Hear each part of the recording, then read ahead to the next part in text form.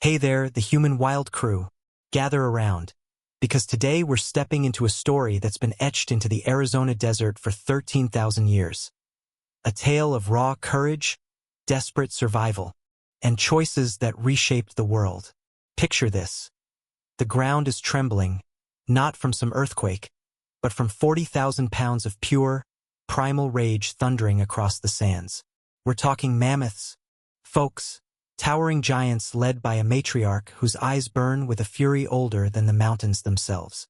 This is the story of the Clovis hunters, a band of 13 men who stood their ground at Murray Springs, armed with nothing but sharpened stones and the sheer audacity to believe they could take down gods. This is the last stand at the Mammoth Kill, and it's not just a hunt. It's the moment humanity clawed its way toward dominance, while another species took its final steps toward oblivion. Let's walk this ancient trail together and uncover what it meant to be human when survival balanced on the edge of a spear. Imagine you're in the San Pedro River Valley 13,000 years ago. The morning mist hangs low, clinging to the ground like a ghostly shroud, and the air carries the scent of damp earth mixed with something wild, something massive. Dakota, our Clovis hunter, presses his palm to the dirt, feeling the vibrations ripple through his fingertips.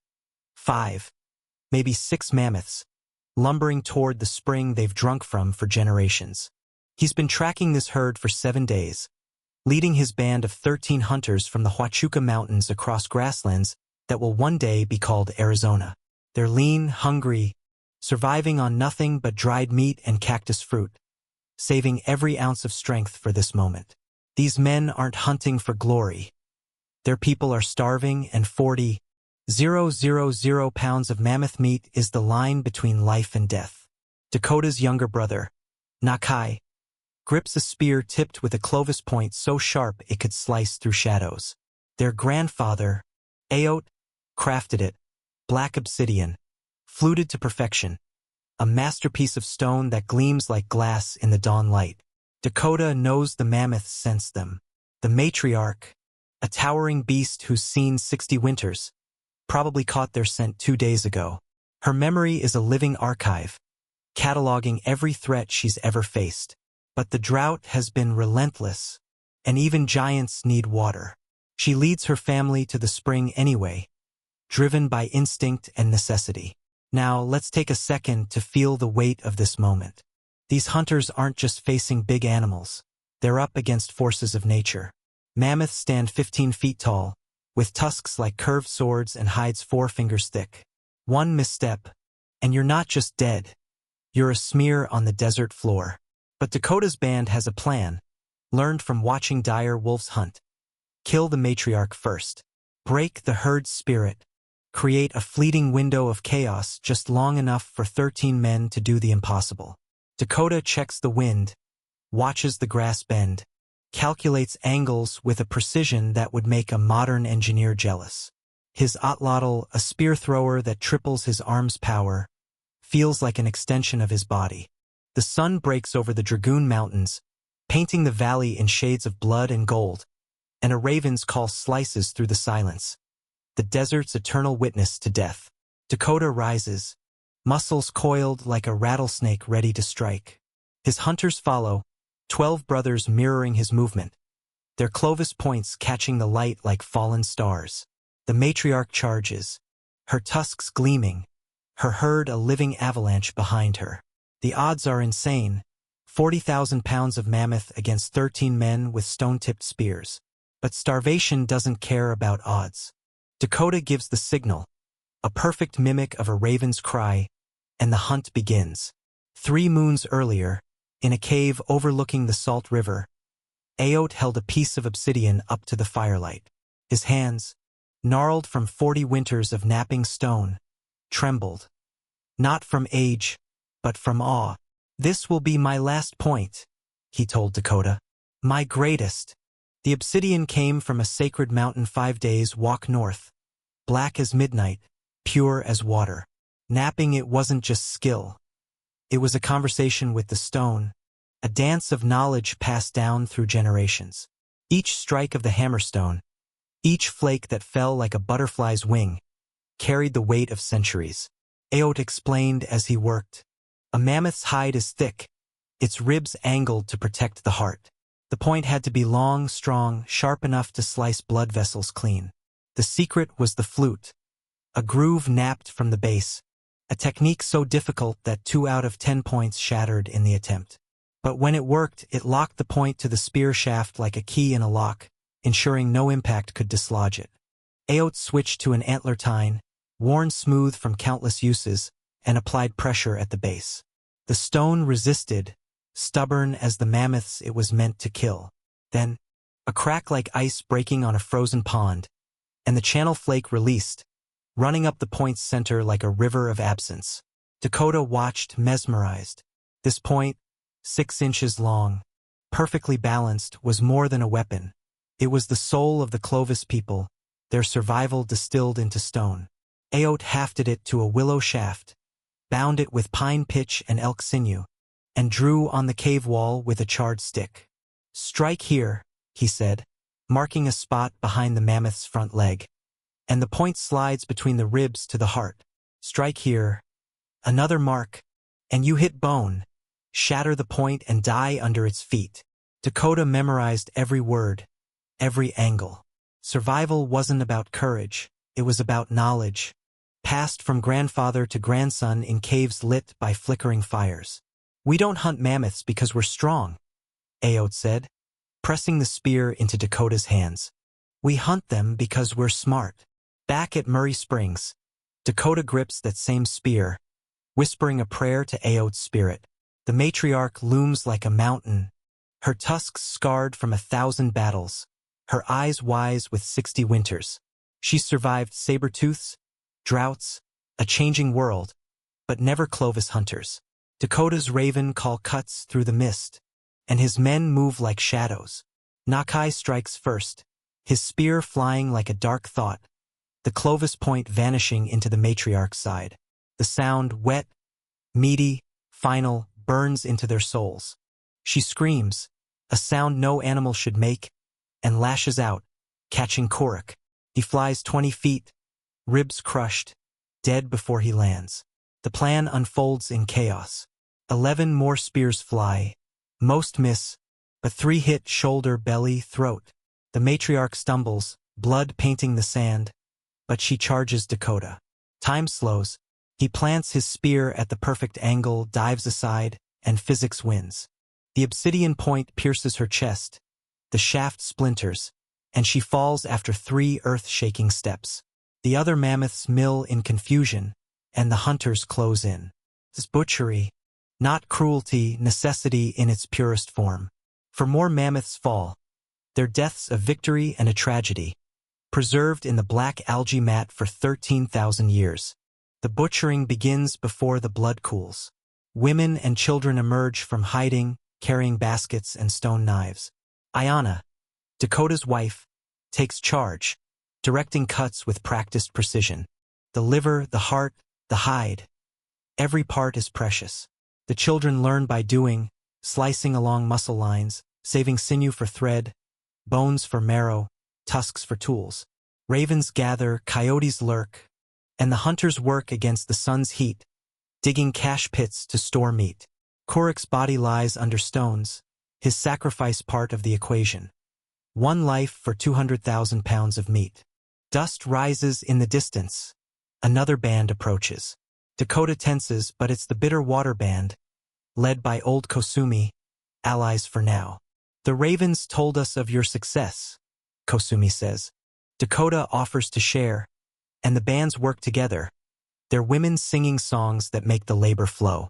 By dusk, 6 cache pits are filled, drying racks grown with meat, and for the first time in a moon, everyone eats. Tomorrow they'll mourn Korik. Tonight, they feast, pretending the world isn't changing, that this isn't the last time they'll taste mammoth. 3 days later, Dakota returns alone to the kill site. The stains of blood, the matriarch's skull half buried in sand, the trails worn by centuries of mammoth feet, they're all that remain.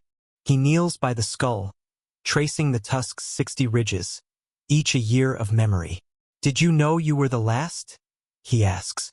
The wind mourns through the cottonwoods. A shadow falls, Aot's spirit, Or perhaps just memory. My last point for the last mammoths. It says, what story will you tell with the time their deaths bought you? Dakota finds ancient Clovis points and human bones by the spring. Proof this wasn't the first last hunt. He gathers them, ghost weapons for a future that's already fading. A runner stumbles into camp at sunset, feet bleeding from a 3-day sprint across the Llano Estacado. Blackwater draw, he gasps, collapsing by the fire. 30 mammoths, maybe more. The words hit like a thunderclap. 30 mammoths? That's the stuff of grandmother's tales, from a time when herds of 50 roamed the grasslands. Old Kasumi speaks what everyone feels. If 30 have gathered, it's because there are no others. They come together when the world empties. Dakota knows it's true. Murray Springs was 5. His father spoke of 8 or 10. 30 is a miracle or an apocalypse. The camp erupts into motion. This isn't just a hunt. It's a call to every band with Clovis points and the guts to use them. Dakota's band, 60 souls, including women and children, moves under moonlight, carrying Aote's points, the ancient ones from Murray Springs, and 3 new ones Ayana napped from volcanic glass that glows like frozen fire. On the second night, they meet the Sunrise Band, led by Ka, a woman whose otlotl skills are legendary. My grandmother saw 50 once, Ka says, sharing dried meat. They moved like walking mountains. Dakota replies, my son will never see one, but he'll know the word mammoth. Their bands merge, old rivalries dissolving in the face of this final hunt. They reach Blackwater Draw at dawn, and the sight stops them cold. Not 30 mammoths, closer to 40. Bulls with tusks like tree trunks, matriarchs with eyes that have seen the world born, calves that will never grow old. They stand in an ancient lake bed, clustered around a spring that's drawn their kind for 10,000 years. But they're not alone. The ridges crawl with hunters, 5, maybe 6 bands, 100 men or more, their Clovis points glinting like stars. Nikai whispers, this isn't a hunt. It's a funeral. The mammoths know. They stand in a defensive circle, calves in the center, tusks out, eyes heavy with exhaustion. They've walked from the ends of the earth to this last water, and death is waiting. An ancient bull separates from the herd, his tusks sweeping the ground, a century of memory in his steps. He trumpets once, a sound of grief, then kneels in the mud, offering his neck. For a heartbeat, no one moves. Then a spear flies and the spell breaks. 100 spears follow, a flock of deadly birds, and Blackwater Draw becomes a killing ground. The hunters charge, war cries mixing with mammoth trumpets in a cacophony that will stain the earth for millennia. Ka's band hurls fire, grass bundles soaked in pine pitch, to break the herd's formation. Smoke fills the valley, and the mammoth's circle fractures. Dakota runs beside a mammoth cow, her tusks swinging like scythes. He sees Chaza, a desert walker, crushed under her feet, his scream lost in the chaos. Dakota drives his spear between her ribs, Tala's explosive point shattering bone. But it takes 6 more to bring her down. The calf breaks free, and Dakota chases it to a stand of deadfall. Their eyes meet. Its trunk reaches out, innocent, uncomprehending. He drives the spear home, tears streaming, seeing every mammoth that will never be born.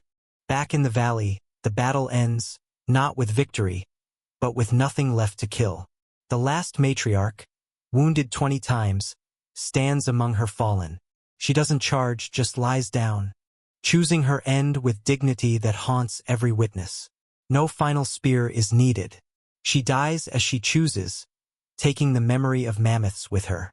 For 112 mammoths lie dead. 93 humans join them. The survivors stand in shock, drowning in blood. Tala's voice cracks through the haze. Start cutting. The meat won't preserve itself. But this is beyond butchering. The sun climbs, bodies bloat, flies descend. Ayana leads hide removal, but there's no curing this much. Children gather stones for cache pits, but the earth can't hold this death. The desert walkers share salt. Ka's band sings to keep the work bearable, but it's hopeless.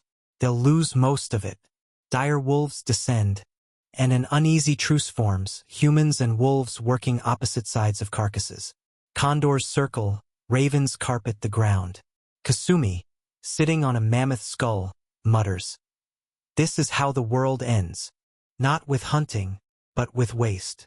Dakota's band takes what they can and camps upwind, but the stench follows. That night, wolves sing, condors squabble, and the earth groans. Anna says, "We won," but Dakota asks, "Did we lose something we'll never remember?" The scavengers work through the night, 412 mammoths reduced to bone and memory. By spring, only skeletons remain. By summer, even those scatter. But the story lives in the blood-stained stones, in dreams of children who'll feel the word mammoth like a hole in their hearts. Winter comes hard, and Dakota's band shelters in a canyon near Colby, waiting out a blizzard. A figure emerges from the snow. Kimmy, a young woman of 20 winters, dragging a travois loaded with frozen mammoth meat, a silent baby on her back. "I am Kimmy, last of the bone stackers," she says, ice crackling from her hood. Her eyes carry the weight of a world ended. Ayana calls her to the fire. As Kimmy warms her child, she tells her story. Her band killed 7 mammoths at Colby, a feat that should have meant survival. But they were too few to process the meat. They stacked it with bones, as their fathers taught, to preserve it through winter. Then sickness came with the snow. A mammoth curse, the old one said. By the new moon, only Kimmy remained. She pulls a Clovis point from her pack, red jasper, fluted nearly to the tip. "My father's," she says. "It never missed. I'll trade it and the location of our caches for a place in your band." Murmurs ripple, cursed meat is a risk. But Dakota thinks like a leader. 7 mammoths already cached, could feed them through spring. At dawn, the storm breaks, and they find the Colby caches. 2 stacks of bones, engineered to protect the meat, squeezing out air, draining water to prevent rot. The top layers are scavenged, but below lies treasure. Frozen steaks, tongues, marrow-rich bones. Kimmy works hardest, proving her worth, her baby crying healthily for the first time. They feast that night, Kimmy teaching a bone stacker song that weaves through the cold air. Dakota watches her baby reach for the fire, eyes bright with stolen life. He realizes they're not just hunting mammoths anymore, they're inheriting them. Their meat, their bones, their stories. The age of hunting is fading. The age of memory is beginning.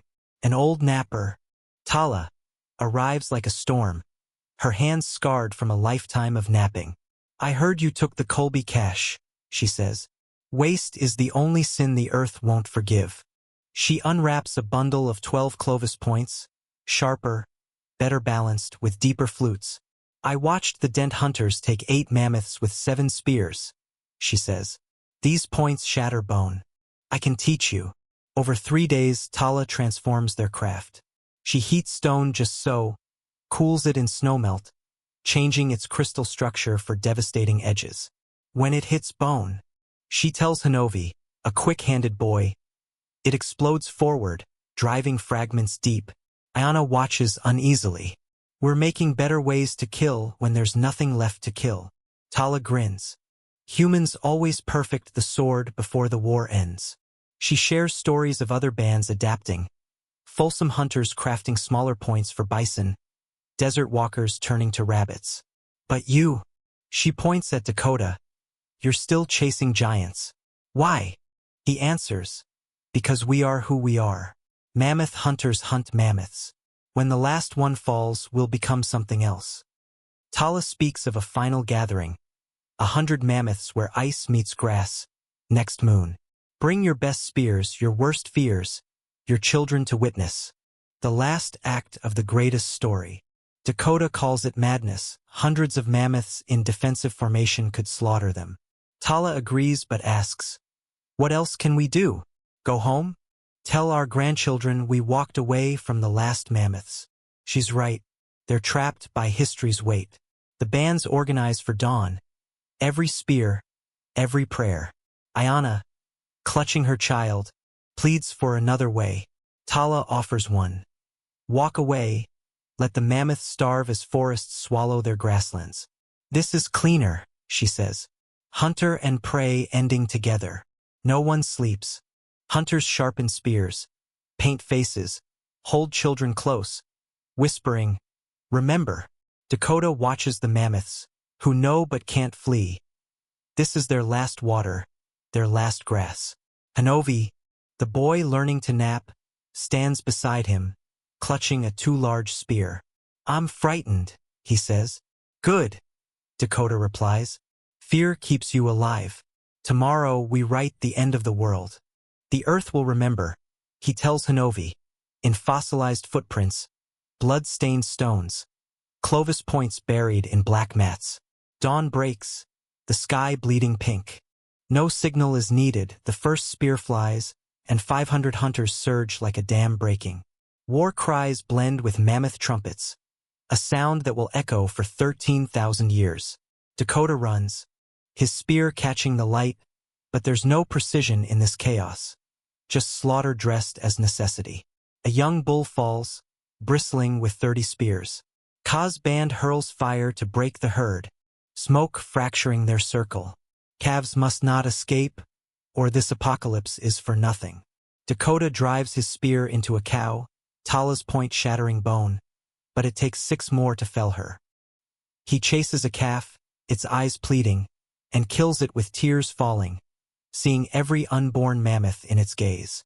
Dire wolves watch from the ridges, waiting for the feast. The last matriarch, wounded 20 times, stands among her fallen. She doesn't charge, just lies down, choosing her end with dignity that haunts every witness. The valley falls silent, save for the cries of the dying and the wind through grass that will never know mammoth steps again. 412 mammoths, 93 humans, dead.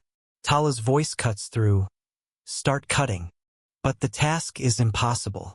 Flies swarm, bodies bloat, and cache pits can't hold this death. The bands share salt, sing to endure, but they'll lose most of it. Wolves and condors join the feast, humans too tired to fight them off. Dakota's band takes what they can and camps upwind, but the stench follows. Ayana says, we won, but Dakota asks, did we lose something we'll never remember? The scavengers work through the night, 412 mammoths reduced to bone and memory. By spring, only bones remain. By summer, even those scatter. But the story lives in the earth, in dreams of children who'll feel the word mammoth like a hole in their hearts. Spring comes to Murray Springs, but the mammoths don't. Dakota stands where it all began, watching cottonwoods bud with leaves no giant will ever browse. The ancient trails blur, grass reclaiming stone-hard paths. His band survived on cached meat, but every bite tastes of ending. Children play with ivory toys, their laughter hollow in an empty world. Word comes from the east. No mammoths, not one, from forests to seas, ice to deserts. Nikai, thin despite the meat, asks, what do we hunt now? Dakota answers, whatever's left. Bison, elk, deer, smaller game for smaller people. The fulsome people are crafting delicate points, evolution in stone for a shrinking world. Kimmy, now part of the band, teaches the children to nap, her baby toddling on unsteady legs. What if we preserve memory like we preserved meat? She asks. Stories, Aries, songs, marks on stone to tell future generations what we ended. Kasumi, ancient now, scoffs. The young ones already don't believe. Mammoths tall as 3 men? They'll be myths by my grandchildren's time. Dakota decides they'll make better myths. True ones, carrying the weight of tusks, the sound of trumpets, the earth shaking. They create songs mimicking mammoth calls, dances swaying like their walk, but words can't capture their reality. It's like holding sunlight in cupped hands. It leaks away. Summer brings mammoth dreams. Phantom herds trumpeting just out of reach, accusing. The land feels wrong without them. Forests encroach, water sources shift, the world reshaping itself in their absence. Autumn finds a mammoth skeleton, children climbing its bones like a playground, no context for its magnificence. Dakota mourns. We saw wonders and turned them to meat. We traded forever for full bellies. But he'd do it again. Humans survive, adapt, consume, leaving the future to deal with the consequences. 5 winters pass, and Hanovi, now tall and lean, holds a fulsome point. Delicate, precise, for bison, not mammoths. Smaller game, grandfather, he says. Dakota, scarred like Aote, sees time's river has carried him to the far shore. Tracking a bison herd, Hanovi asks for the mammoth story. Dakota tries. Imagine bison tall as trees, tusks like bent spears, voices shaking the earth. Hanovi nods politely, believing the words but not the truth. His world has always been empty of giants. The bison hunt is quick, efficient, boring, no reverence, just food. Ayana, painting a mammoth from memory, struggles with blurring details. The old ways are fading, she says. They don't understand scarcity, that what's gone is gone forever. Tala visits, her Clovis points now curiosities. She takes Dakota to see mammoth tracks frozen in tundra mud, perfect down to the sole's texture. They knew what was coming, she says, tried to escape where humans couldn't follow. She stays to map them, preserving truth for 1,000 years when mammoths are myths. Dakota returns to a camp where Hanovi teaches efficient, practical hunting, no ceremony, no connection to the giants. They're better hunters, but not mammoth hunters.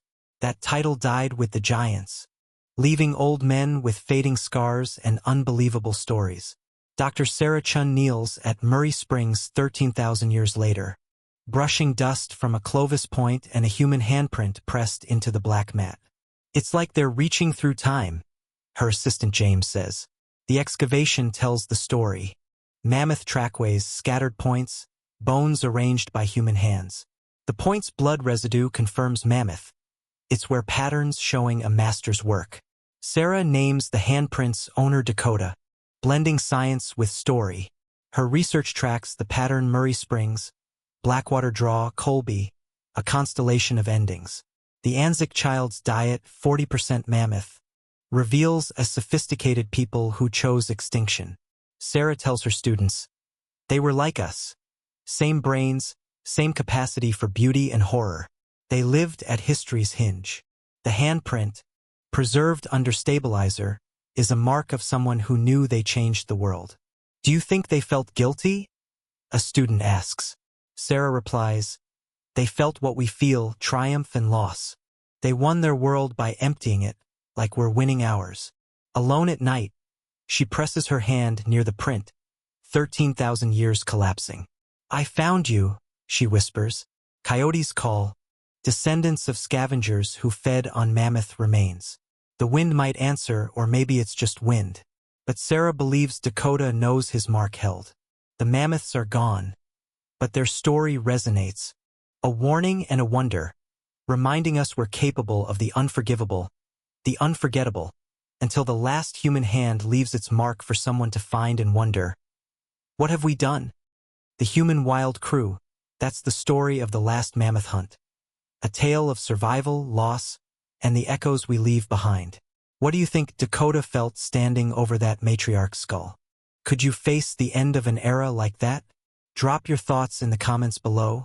And if this story hit you as hard as it hit me, smash that like button and subscribe for more journeys into the wild heart of humanity. We've got more stories where this came from, so hit the bell to stay in the loop. Until next time, keep exploring the wild.